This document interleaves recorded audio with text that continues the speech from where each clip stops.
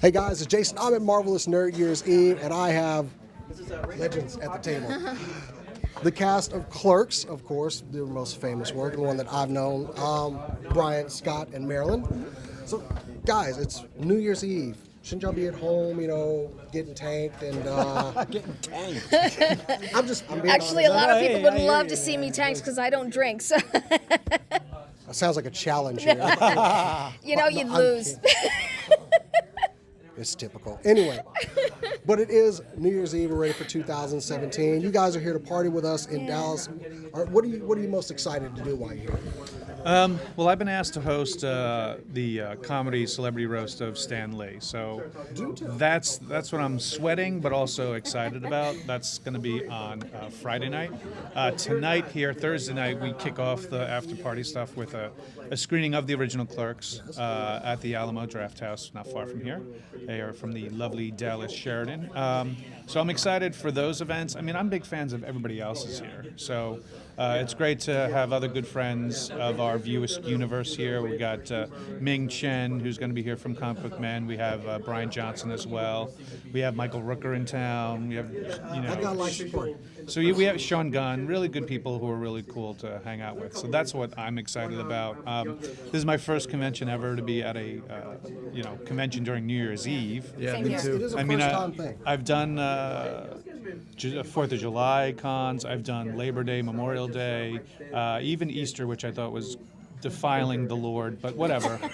But here we are. It is New Year's Eve. We'll see how Dallas can do it up. And I think it's a right to carry state, so I'm sure there's going to be like going on. I don't know.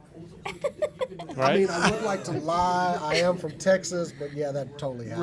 Right. I totally. There's some lead falling down. I totally, Oh my I totally God. see the Texan oil baron from The Simpsons showing up at some point. Like, yeehaw, So, I mean, that's what I'm expecting. You got him. I hope Dallas doesn't let me down. That's what I'm expecting. I think Guns it's on New Year's. I think it's typically more the rural areas that it's like Yeah. once 12 goes off, it sounds like Iraq. But Nice. Right. That's what I was thinking. Nice. But I think it's going to be. I think we're pretty much the biggest game in town this year for New Year's Party? New Year's Eve because I think on. they cancel the big one. So it's up to the nerds to do it big. I'm Bring it, excited. yeah.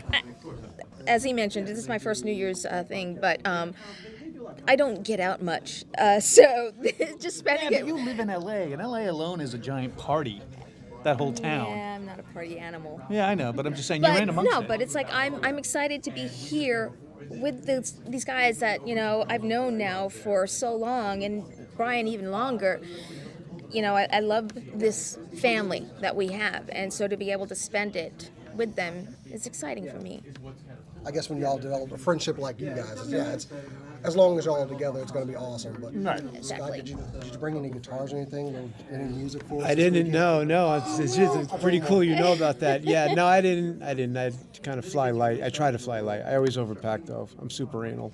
But you never know. There might be a band there that you want. Hey, to be yeah. like, Listen, Yeah, if there's any right? instruments around, I get Yeah. up and shred a little bit, play a little bit, have a little jam, sing along or something. That'd I be think cool. people will be, in case Jam people it or don't maybe. know about your music background, people might be a little like, wait a minute, is he what? Is he? Yeah. And just go ahead and just shock everybody. Go on. Right. Yeah. Go No, up- I've actually. get up there and Marty McFly it, man. Oh, that would be pretty cool, right? Yeah. That we're all staring at you like, and you just get off the stage like, well, your kids are gonna love this, and then walk upstairs. Yeah. That would be funny. I think that would be just throwing it out there, just saying. Now, okay, let's on Clerks. Now, back in the day, I basically got this movie word of mouth from my best friend Wade. He was like, "You've got to see this movie, Clerks." Okay, fine. And it took a little bit, and then after I saw it, I was like, "This is awesome." What do you think was the power of that movie? That word of mouth? Because then I went out and said, "Hey, you got to see this movie, Clerks."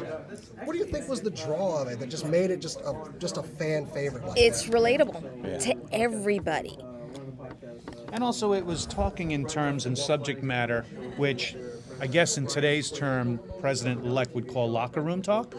But it was that type of thing where it's the type of talk like, oh my God, what are they talking about? And it was the stuff that we as friends talked about, subject matter. We referred to Star Wars all the time on different life events. And we, like, ooh, it's cold in here. Ooh, hot cold. It's that type of stuff that was kind of relatable to people. If you've never worked a shitty service job, you you've at least been in an establishment where you were given shitty service. Right. If you had a rough day, be it whatever.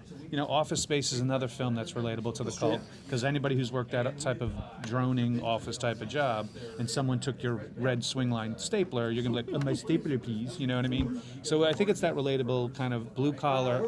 I know exactly what that guy's about, and the star of that film, honestly, is the writing. The writing is the star of that film, and we've been fortunate enough to been caught into the world of a really great writer, who then carried these characters on to other films, and I think that's what makes it more relatable, even to this day, where now even video rental stores are far and few between. You'll only find the art house type of video rental guys who still have a storefront because of all the streaming that goes on now. So, but the working with a friend who just hates their life at their job, and you go, well, why are you here then? And like, because I just like being here, whatever it is. It's that relation that I think that works for everybody.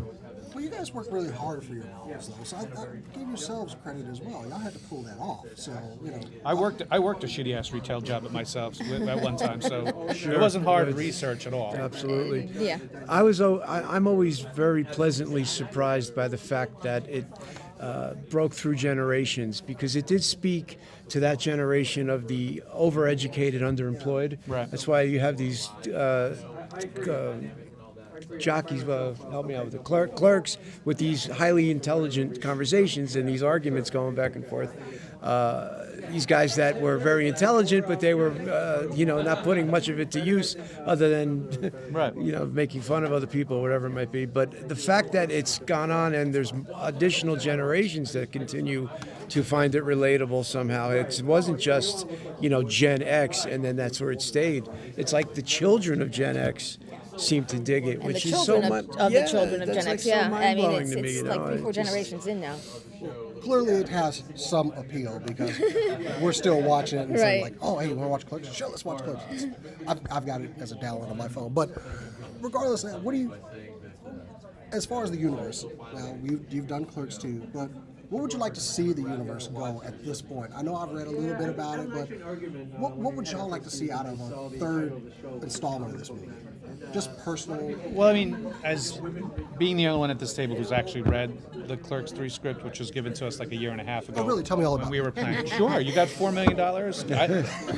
I've signed a $3 million non-disclosure penalty clause, so if I could pay that off, still have $1 million, because I'm never going to be able to work in this town again. Or that, A couple of 100,000 short. Right. So I could tell you the whole script. But as someone who's read the actual script, he's bringing it into an amazing plateau of those characters.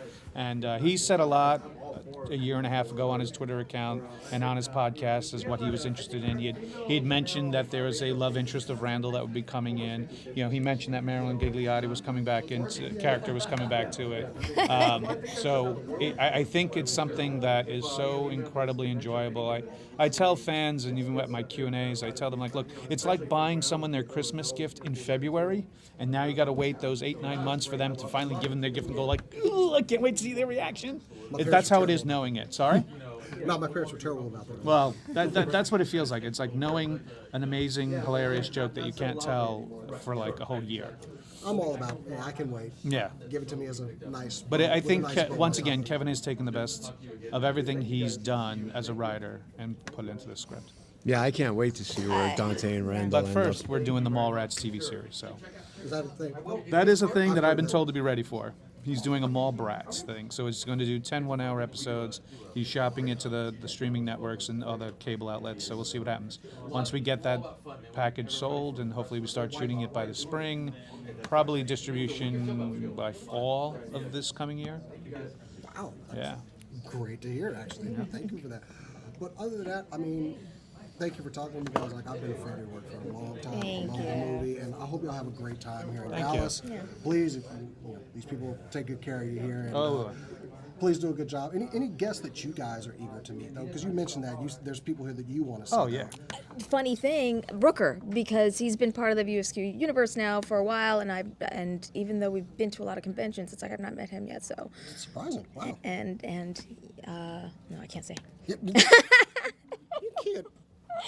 I'm sorry. must I have a teased. crush. No, Oh, no, there's no, a no, no. crush. It's not that. That's Oh, it's not that. Not that. Well, they're celebrating such an amazing man, Stan Lee. To be here for that is an honor for me to be Yes, here yeah. for that. I've never met Stan in person yet. I've never been at a con where he's Stan amazing. was. So that's, for me, that's a big thrill. And I do always love seeing these guys no matter where we are, so it's always good. Who doesn't like seeing old friends, and partying with them? Because Right. that's pretty much what this weekend is about. So. Yeah. Well, guys, I hope you have a great time here at Marvelous Nerd Year's Eve. It was a pleasure talking with you. Thank you so much. Thank you. It's actually an honor to me.